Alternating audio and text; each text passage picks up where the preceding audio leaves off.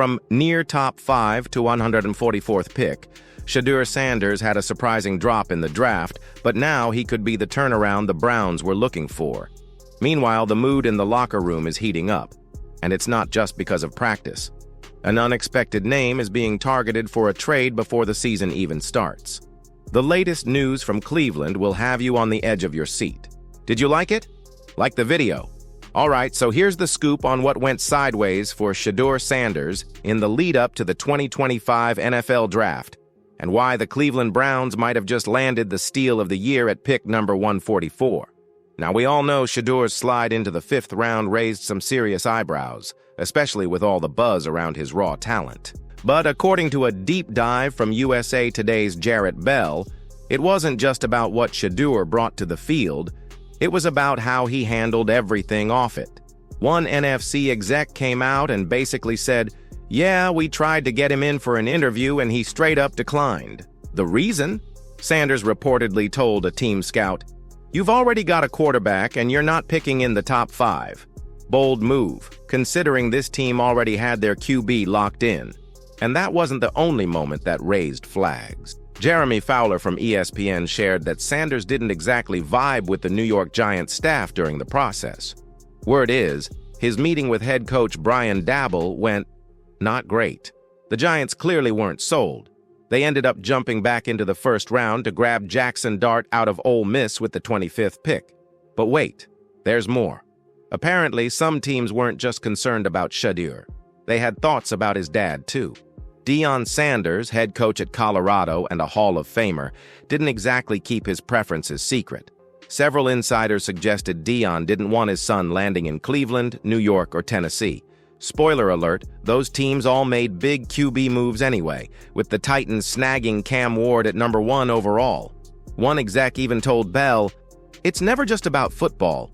They liked Shedeur's skills, sure, but the rest of the package, the attitude, the entourage, the fatherly influence, made them hesitate.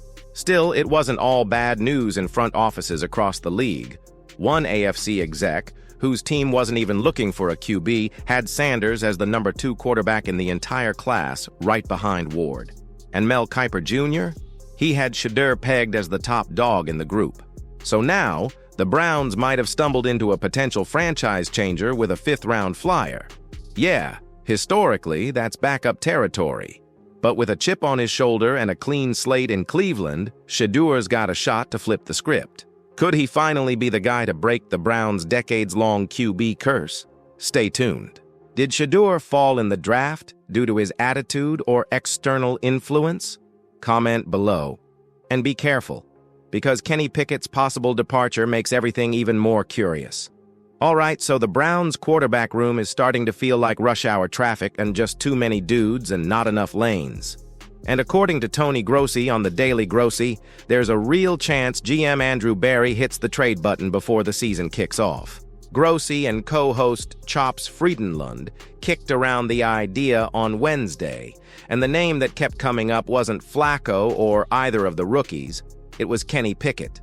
Yep, the former Steeler is now seen as the odd man out in Cleveland. Grossi made it clear, if someone's getting moved, Pickett's the guy.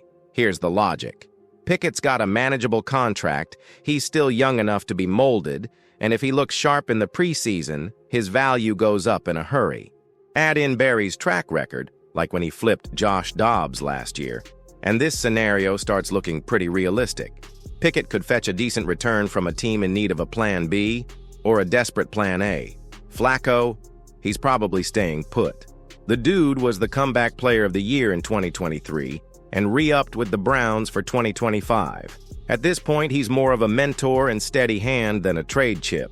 Sure, some teams might kick the tires if injuries pop up, but he's not drawing long-term interest like Pickett might. Then there's the rookie duo, Dillon Gabriel and Shedeur Sanders. Gabriel went in the 3rd round, and the Browns clearly see him as a long-term project with legit starter potential. Stefanski was pumped about drafting him, so don't expect him to be moving anytime soon. As for Shedeur, despite the drama that surrounded his draft slide, the Browns are hanging on to him too. Grossi even said flat out he expects both rookies to make the 53-man roster. There was a little chatter about whether Sanders could be trade bait down the line.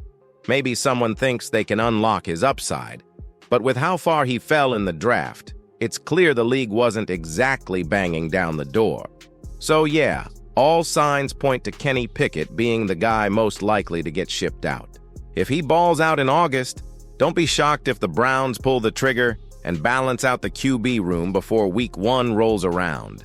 Think Barry's cooking something up already? Wouldn't bet against it. If Shedeur is successful, it will be the biggest revenge of the draft. And if Pickett leaves, the fight for the backup spot is set to get heated. Everything is up for grabs in Cleveland. Subscribe to the channel so you don't miss anything about the Browns.